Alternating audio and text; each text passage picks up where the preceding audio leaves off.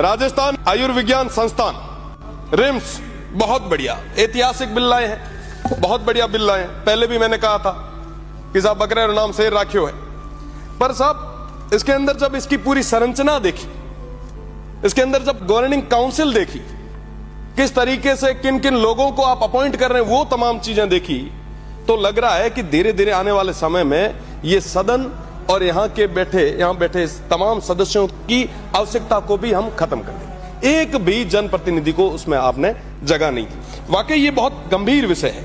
आप सबको, हम सबको सोचना पड़ेगा कि तमाम चीजें अगर अधिकारियों के भरोसे छोड़ के अगर चलती तो फिर इस सदन की, आपकी, हमारी और तमाम इस पूरे लोकतंत्र की जरूरत क्या रहती। आपको इस पे विचार करना होगा। साथ ही साथ मेरा निवेदन है कि आप बहुत बड़ा बजट खर्च भी कर रहे हैं, पर आए दिन हम पूरे प्रदेश भर में देखते हैं कि साहब कई सारे युवा जो अपनी जायज मांगों के लिए लड़ते रहते हैं। मैं आपको बताना चाहूंगा 2018 से प्रयोगशाला सहायक भर्ती लंबित पड़ी है। तमाम लोग हैं, जो तमाम युवा है, वो आए दिन धरने दे रहे हैं, प्रदर्शन कर रहे हैं। मेडिकल हेल्थ वॉलंटियर फोर्स की वित्तीय स्वीकृति अभी तक पेंडिंग पड़ी है। CHOs वो आए दिन सभी MLAs के पास, माननीय मंत्री जी के पास जाते हैं, पर अभी तक उनको कोई जवाब नहीं मिला। कई सारी चिकित्सा सेवा अधिनियम 2023 के blood bank technician, OT technician, cath lab, dialysis, तमाम लोग, ये तमाम युवा आए दिन अपनी जायज मांगों के लिए आगे आ रहे हैं। नर्सिंग कर्मी है, वो नर्सिंग निदेशालय की मांग करते हैं, पर साहब इन तमाम चीजों पे कभी कोई ध्यान नहीं देता। रिम्स बनाने की ओर तो हम जा रहे हैं, पर आप विचार करें साहब, एक तरफ आप रिम्स बना रहे हैं, दूसरी तरफ आपके ग्रामीण क्षेत्रों के CSC, PSCs के क्या हाल है, डिस्ट्रिक्ट हेडक्वार्टर के जो हॉस्पिटल्स हैं उनके क्या हाल है। मैं एक छोटा सा उदाहरण आपके सामने रखना चाहूंगा। बाड़मेर हमारा जिले का सबसे बड़ा अस्पताल है। आज के समय में वहां पे उपचार कम और घोटाले ज्यादा हो रहे हैं, हर एक चीज में घोटाले। मैं तो प्रदेश की सरकार से और विशेषकर मंत्री जी से निवेदन करना चाहूंगा, अगर आप मजबूत हैं, अगर वाकई कुछ कर सकते हैं, तो Barmer medical college, Barmer hospital और पूरे हेल्थ सिस्टम की एक बार जांच करवा दें।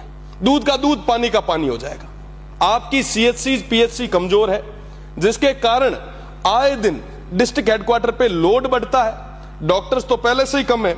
अब डॉक्टर की मैं बात कर लूं, अपन बात कर रहे हैं कि साहब हम रिम्स बना रहे हैं। कुल स्पेशलिस्ट डॉक्टर की अगर बात करूं तो 2600 की रिक्वायरमेंट है, पर हमारे पास मात्र 510 है, जिनमें से 2090 के आसपास पोस्ट है खाली पड़ी है। सर्जन की अगर मैं बात करूं तो हमें जरूरत है 650 डॉक्टर्स की, हमारे पास कितने हैं? 101। कुल कितने खाली पड़े हैं पद?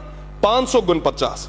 स्त्री रोग, अभी जो बात चल रही थी, मातृशक्ति की बात हम करते हैं, महिला सशक्तिकरण की बात करते हैं, पर आप देखें साहब कि 650 पदों की जरूरत है, 650 डॉक्टर्स की जरूरत है। उनमें से हमारे पास कितनी है? मात्र 131। आप विचार करें कि 519 पोस्टें खाली पड़ी है। मैं ये आंकड़ा बता रहा हूं, ये आंकड़ा मेरा नहीं है, ये हेल्थ डायनेमिक्स ऑफ इंडिया का एक सर्वे है, उसकी रिपोर्ट मैं आपके सामने रख रहा हूं। अगर मैं चाइल्ड, जो शिशु रोगों के स्पेशलिस्ट डॉक्टर हैं, उनकी अगर मैं बात करूं तो 650 के आसपास की, माननीय सदस्य, ये तमाम आंकड़े हैं साहब।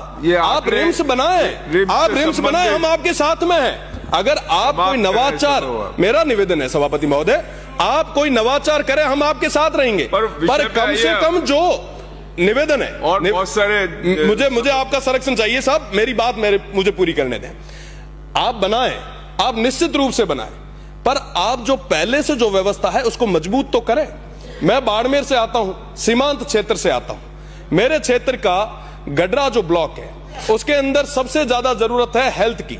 आज के समय में 70 से 80 किलोमीटर तक CSC, PSC आसपास की बात, ये स्थितियां अपने इस क्षेत्र की, ये बात बहुत ज्यादा जरूरी है। उस बॉर्डर को मजबूत करने की बात कर रहा हूं।